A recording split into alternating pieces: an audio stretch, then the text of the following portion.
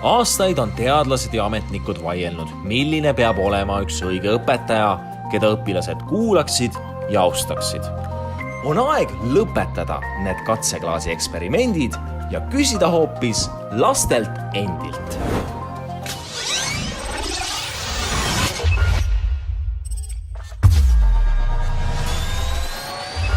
Hea õpetaja näeb välja nagu ilus, hea ja lahke ja aitab meid õppida.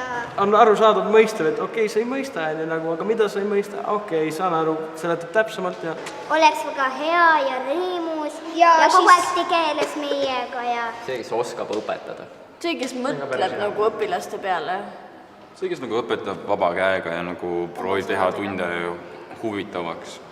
Aga nagu mitte nagu sundhuvitavaks. Loominguline, väga loominguline, väga siuke impro. See, kes ei pahanda meiega ega ole kuri, vaid on meiega hästi rõõmus ja tore. Ja me oleme sama asja talle vastu ka. Nagu üks normaalne inimene. Ilusal õpetajal võiks olla seljas ilusad riided. Kindlasti mitte lühikest seelikut ja mingi avarat bluusi, kus on näha rinnu. Lilledega riideid või siuke kaps. See ei ole oluline tegelikult, mis riided tal seljas on otseselt, lihtsalt, et riietus ei tõmbaks tähelepanu. Aga oluline on see, et tal on riided seljas.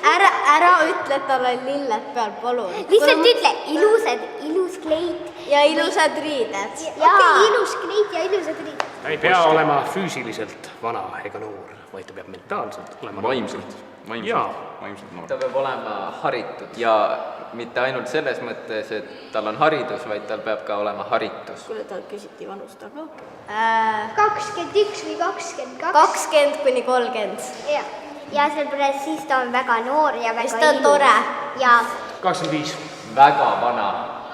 Ikka. Tegelikult nagu 50 on isegi okei, sest et tal on häid kogemusi, tal on mida alati rääkida. No tegelikult praeguses ajas võiks ta olla ikkagi noor, sest et ta nagu mõistab paremini noori. Ta on noor, siis tal on nagu piisavalt energiat, et meiega tegeleda. Ei karista, sest et ta pigem nagu mõistab õpilast ja ta nagu leiab mingisuguse lahenduse iga õpilase jaoks eraldi, et ta nagu huvitub, miks see õpilane näiteks siis tunnis segab või mis tal siis nagu viga on. Vahepeal siis, kui me käitume halvasti, aga muidu ta on tore. Siis me saame õppida, et me ei teeks seda sama pahandust.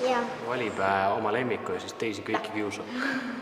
Ja ta võib panna meid nurka taha või ta võib panna meile märkust. Või hoiatab meid, et ärge rohkem tehtud. Peaasi, et ta ei õpetaks nagu mingi diktaator. Ja nagu... See on kõige mõistlik. Kindlasti poleks lihtsalt isema raamatu lugemist. üldse, et tal oleks väga hea süda ja tuju ka ja kõik tal oleks elus hästi.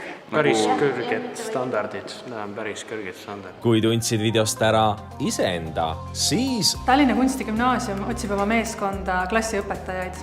Otsime klassiõpetajat inglise-eesti, osalisse keelekümblusklassi ja ka kahesuunalisse klassi.